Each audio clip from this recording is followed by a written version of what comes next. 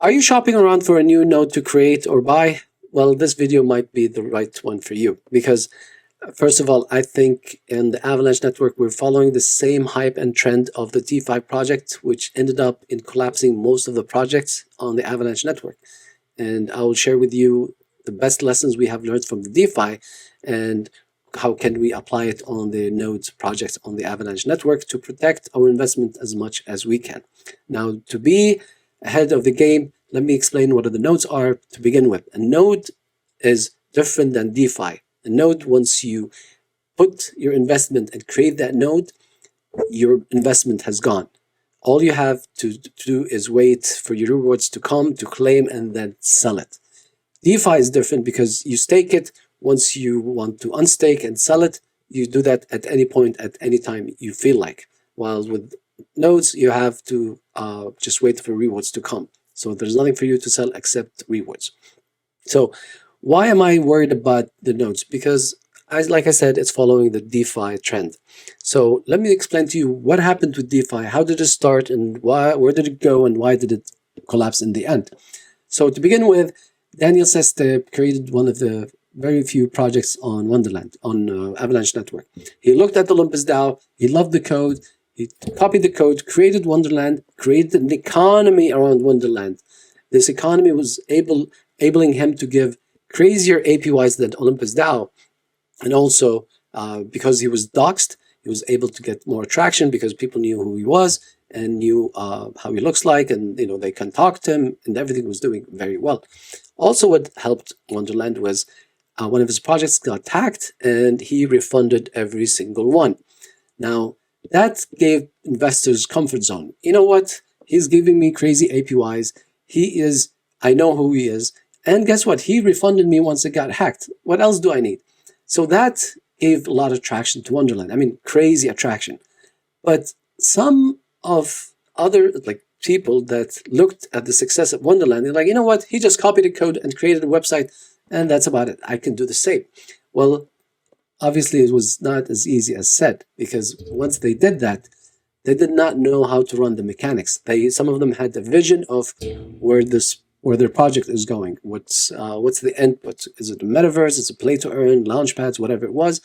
But they did not know how to run the financial institution, which is the code of the Olympus or Wonderland. Versus Daniel, who knew exactly how to run it and made it very simple.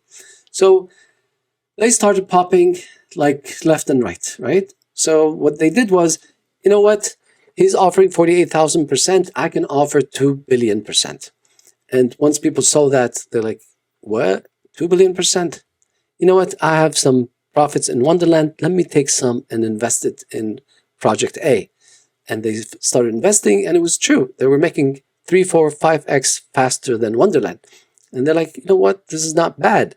So they go to the next project that popped. They put whatever money. They make 3, 4, 5x. And they're like, you know what? Let me try the new popped projects, C and D and E and F.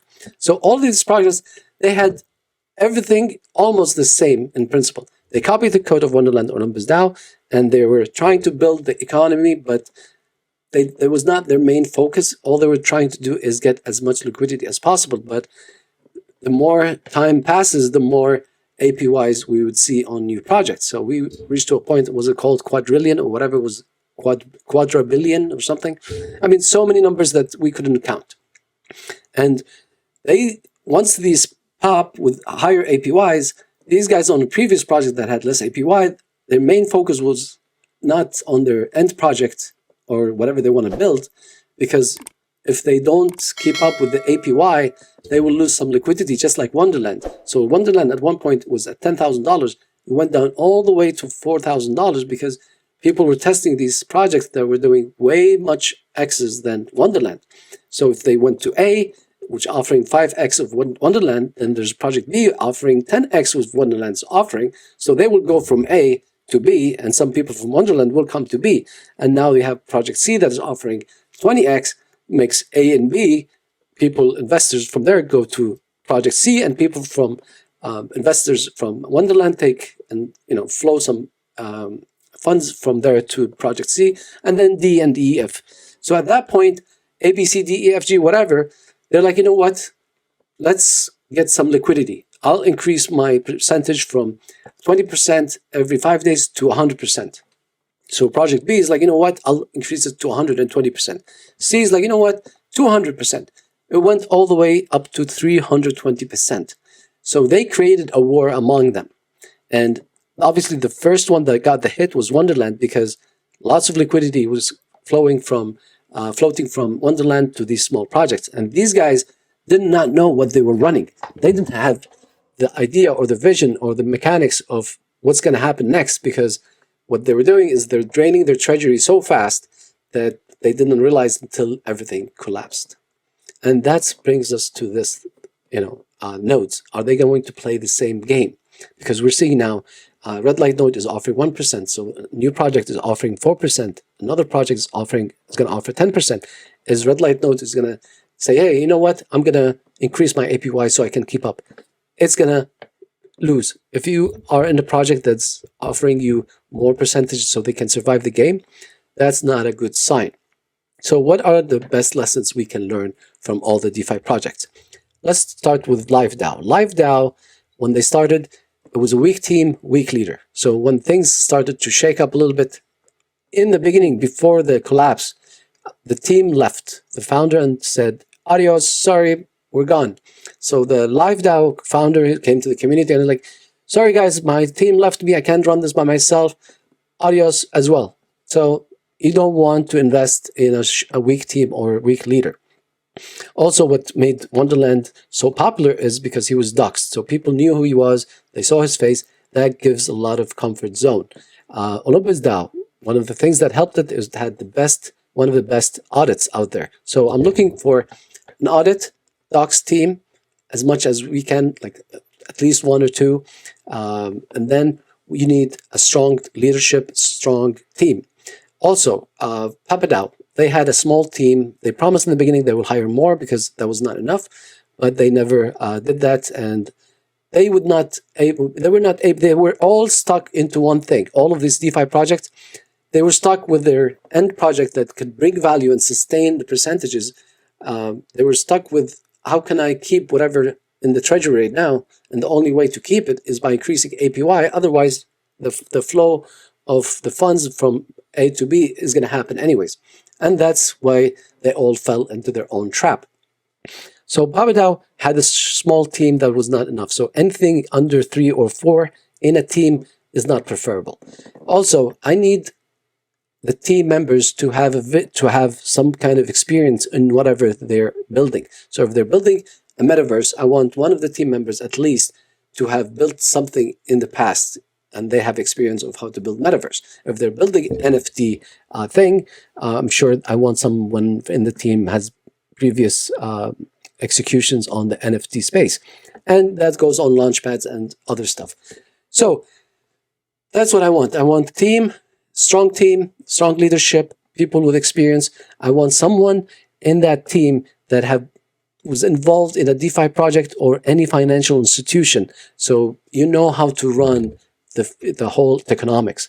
Also, something I would really love to see is if you have an AMA with any of the founders, you can ask them, hey, once you built your tokenomics and roadmap, did you study other projects and learn from them? Did you pick up the good lessons and bad lessons from Strongblock, Galanode, DeFi project, Wonderland, all of this?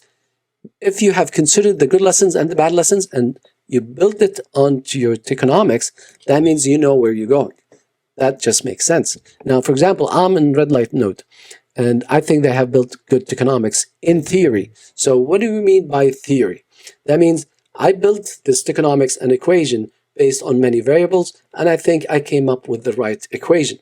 Now, in theory, it's working fine, but once you come to reality, you're like, you know what? I was wrong. And that's what happened with THOR. No, if you had invested in THOR 2 days ago, based on the old numbers, you now know that it's slashed by a huge number, because once they did the equations and in real life, they realized that this is not sustainable. And that's why they needed to slash it. Now, people were like, okay, slash it because I want it to be sustainable. But other people like, I just came in, I based my numbers on the old numbers, now you're screwing me up. So have that in mind, that in theory is going to be different in reality. Also, the new pops of nodes will impact each other because there's a certain amount of money inside the Avalanche network. Yeah, like I have $1,000, I'm going to invest, let's say, 500 on Universe and 500 on Project X. That's how much I'm investing. I don't have any extra money. But now if I have 20 projects and 30 projects, if me and 100 of us have $1,000, we cannot all go to every single project. We have to do the review. But some will take the rewards from Project A and go to Project B because it's offering more APY. And this is not good for the overall health of the nodes because it's the same issue with DeFi project. Now, if red light node, they're offering now 1%, if they're like, the community say, hey, you know what? Why don't we increase it 4% just like Universe? This is not fair.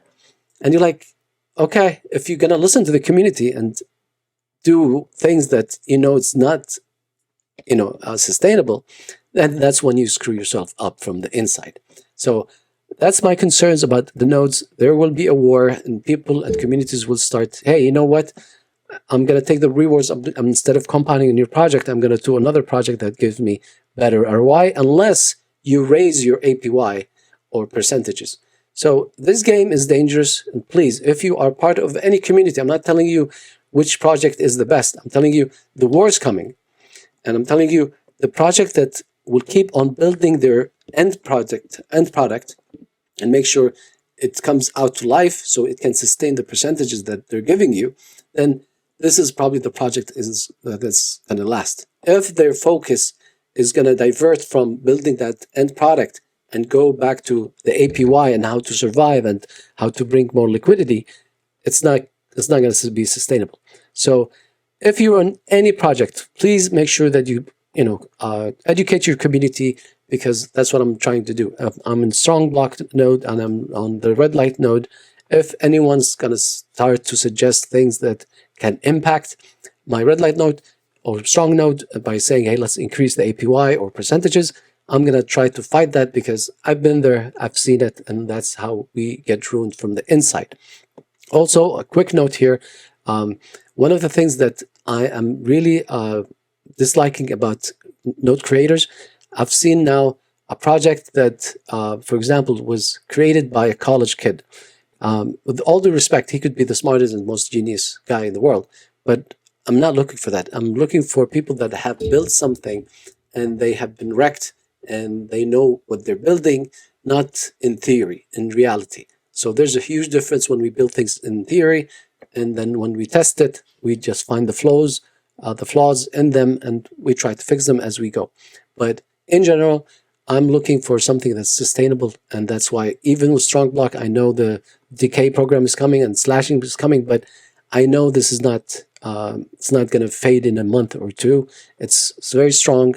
It's going to be there for at least 6 months or a year, maybe more. The only time can tell. Now, if you have a project that you want me to review that have a docs team and an audit, I'll be more than happy to review it. If these two are not there, most likely I'm not going to review it because I don't think it's worth it. Because like I said, if these two are not there, this can be a rug pull or a scam. And once you put your money, like I said, it's all gone. So I'm not gonna risk any more money on projects that don't have a docs team or audit, at least a strong audit. My name is Eddie, and if you guys like this content, I jump on projects left and right, whatever I feel comfortable with, and I think there's a hope to make money in it. I share it with you guys as long as it is something that's worth it. In the meantime, please subscribe and like the button. If you have a comment on any projects, please leave them in the section below. All right, we'll see you on the next video. Take care and see you.